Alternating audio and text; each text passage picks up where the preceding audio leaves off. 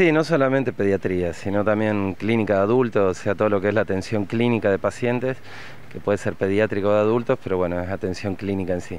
Lo que está circulando es el virus de la gripe, el famoso virus de la gripe A de aquella época, que no ha dejado nunca de circular, pero bueno, tiene la capacidad de periódicamente generar un aumento de casos que termina generando lo que se llama epidemiológicamente un brote. Pero no es otra cosa que un virus ya conocido para la humanidad. Es un virus al cual también le tuvimos bastante miedo. ¿Sigue siendo tan peligroso?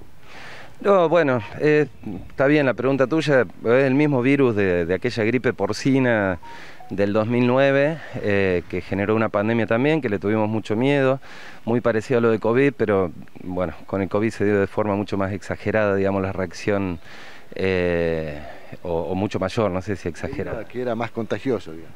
Claro, lo que pasa es que fue un virus nuevo, que en ese momento se presentó, digamos que por primera vez en la sociedad actual, y no, a ver, sigue siendo el mismo virus, pero no tiene la misma capacidad de generar daño o peligro en la salud humana por varias razones. Primero, porque ya existe una memoria en el organismo de muchas personas por haberlo tenido anteriormente, y en segunda instancia por la presencia de vacunas. En el año 2009, si recordamos, no había vacuna para la gripe o no se usaba de forma masiva como se utiliza actualmente.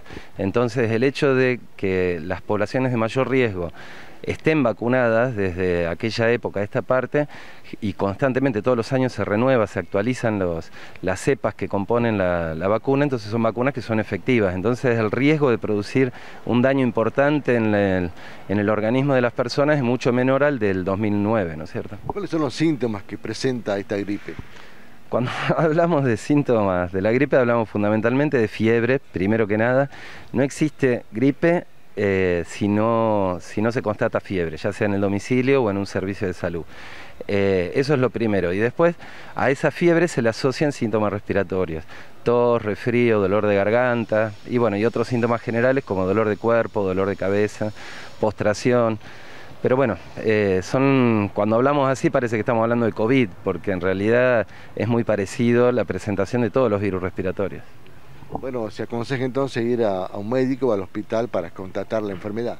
Sí, la verdad que resulta, más de uno que escuche va a decir, pero las guardias están repletas, y la verdad que sí, es cierto, ha generado un aumento de casos, un aumento de consultas tan importante que lamentablemente la gente cuando concurre a la guardia tiene que estar varias horas esperando, hay muchas molestias, muchos enojos y también cansancio de parte de los que estamos atendiendo en las guardias.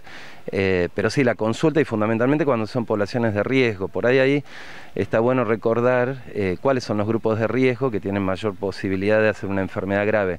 Y ahí aparecen en el tema de gripe fundamentalmente los mayores de 65 años. Se van a repetir los grupos, es muy parecido a lo que se da con COVID, que es mayores de 65 años, obesos, diabéticos, personas con problemas respiratorios crónicos, con problemas cardíacos importantes también, leucemias y fundamentalmente cánceres activos, pero más que nada lo que son cánceres de la sangre, como la leucemia o el linfoma, y bueno, y otras situaciones de inmunidad alterada, por ejemplo pacientes HIV y otros pacientes que habitualmente son los que forman los grupos de riesgo en todo lo que son las enfermedades respiratorias. Vemos que afecta, a diferencia del COVID, afecta mucho a los niños. Afecta mucho a los niños, lo que pasa es que también ahí hay que aclarar, los niños habitualmente en todo lo que son las infecciones respiratorias son como la población elegida para la dispersión de las enfermedades, o sea, porque en las enfermedades respiratorias uno tiene que dividir los grandes grupos que forman parte de la transmisión de virus y los que se afectan de forma grave.